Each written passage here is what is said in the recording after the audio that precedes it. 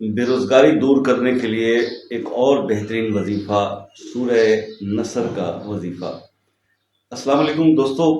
آج پیش خدمت ہے ایک اور ایسا وظیفہ جو کہ بہت زیادہ فرمائش کے بعد مطلب ہے کہ مجھے یہ ویڈیو دوبارہ سے بنانی پڑی۔ میں نے کچھ عرصہ پہلے ایک ویڈیو آپ کو بنا کر دی تھی کسی بھی حاجت کے لیے،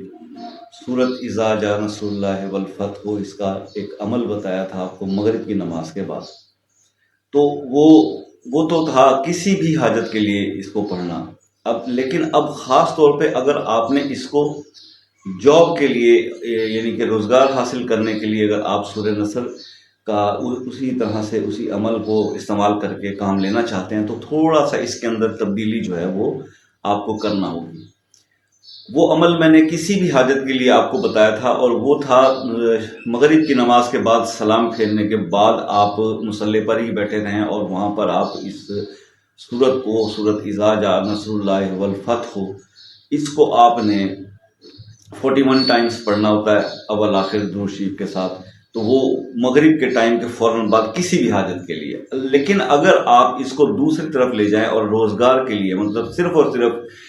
بے روزگاری دور کرنے کے لیے یا جاب حاصل کرنے کے لیے اسی صورت سے آپ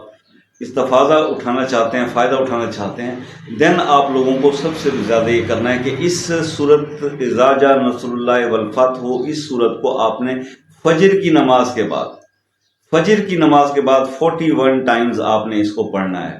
آپ اس کو پڑھنے کا شروع کریں، اس جاب کے مقصد کے لیے فجر کی نماز کے بعد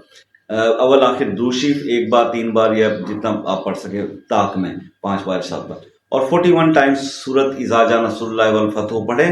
اور اس کے بعد آپ دعا کریں۔ 3 دن کے اندر انشاءاللہ مطلب بہت کوئک ریزلٹ ٹائم ہو سکتا ہے، 3 سے 5 حد 7 دن کے اندر جاب تو آپ کو مل جائے گی، جاب کنفرم آپ کو اللہ تعالیٰ کے حکم سے مل جائے گی۔ لیکن اس